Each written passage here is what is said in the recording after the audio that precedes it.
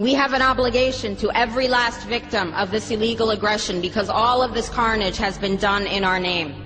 Since World War II, 90% of the casualties of war are unarmed civilians, a third of them children. Our victims have done nothing to us.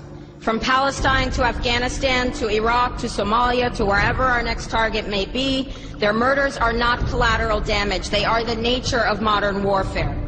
They don't hate us because of our freedoms. They hate us because every day we are funding and committing crimes against humanity.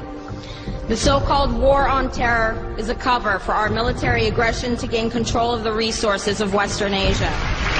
This is sending the poor of this country to kill the poor of those Muslim countries. This is trading blood for oil. This is genocide, and to most of the world, we are the terrorists. In these times, remaining silent on our responsibility to the world and its future is criminal. And in light of our complicity in the supreme crimes against humanity in Iraq and Afghanistan and ongoing violations of the UN Charter and international law, how dare any American criticize the actions of legitimate resistance to illegal occupation? Our so-called enemies in Afghanistan, Iraq, Palestine, our other colonies around the world, and our inner cities here at home are struggling against the oppressive hand of empire, demanding respect for their humanity. They are labeled insurgents or terrorists for resisting rape and pillage by the white establishment, but they are our brothers and sisters in the struggle for justice. The civilians at the other end of our weapons don't have a choice, but American soldiers have choices.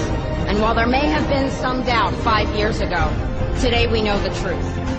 Our soldiers don't sacrifice for duty, honor, country. They sacrifice for Kellogg, Brown, and Root. They don't fight for America, they fight for their lives and their buddies beside them because we put them in a war zone. They're not defending our freedoms. They're laying the foundation for 14 permanent military bases to defend the freedoms of ExxonMobil and British Petroleum.